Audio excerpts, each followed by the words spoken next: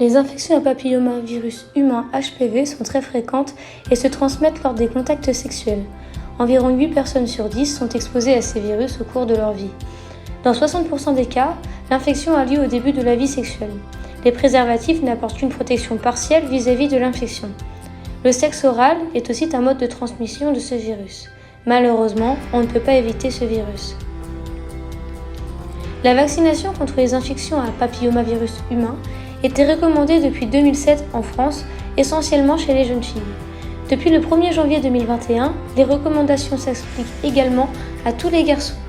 Pratiquée avant le début de la vie sexuelle, l'efficacité de la vaccination pour empêcher l'infection par les HPV inclus dans les vaccins est proche de 100%. Le vaccin Gardasil 9 protège contre les HPV 6, 11, 16, 18, 31, 33, 45, 52 et 58 et doit être utilisé pour toute nouvelle vaccination depuis le 1er janvier 2021. La vaccination contre les infections à papillomavirus humain, HPV, est recommandée pour les filles et les garçons âgés de 11 à 14 ans avec un schéma à 2 doses à 6 mois d'intervalle. Pour ceux qui n'auraient pas été vaccinés à 14 ans, un rattrapage de la vaccination est recommandé pour les jeunes femmes et les jeunes hommes entre 15 et 19 ans inclus. 3 doses sont alors nécessaires. La vaccination contre les HPV est également recommandée de 11 à 19 ans chez les garçons et les filles immunodéprimés, dès l'âge de 9 ans et jusqu'à l'âge de 19 ans chez les garçons et les filles candidats à une transplantation d'organes solides, jusqu'à l'âge de 26 ans chez les hommes ayant eu des relations sexuelles avec d'autres hommes. Depuis 2020, plusieurs études, Suède, Angleterre et Danemark, ont montré que la vaccination précoce des jeunes filles permettait d'éviter 9 cancers du col de l'utérus sur 10. Lorsque l'infection par certains HPV à haut risque, notamment les 16 et 18, persiste, elle peut entraîner le développement de lésions précancéreuses et cancéreuses atteignant le col de l'utérus, l'anus, l'oropharynx, la vulve, le vagin, le pénis, la cavité orale et le larynx.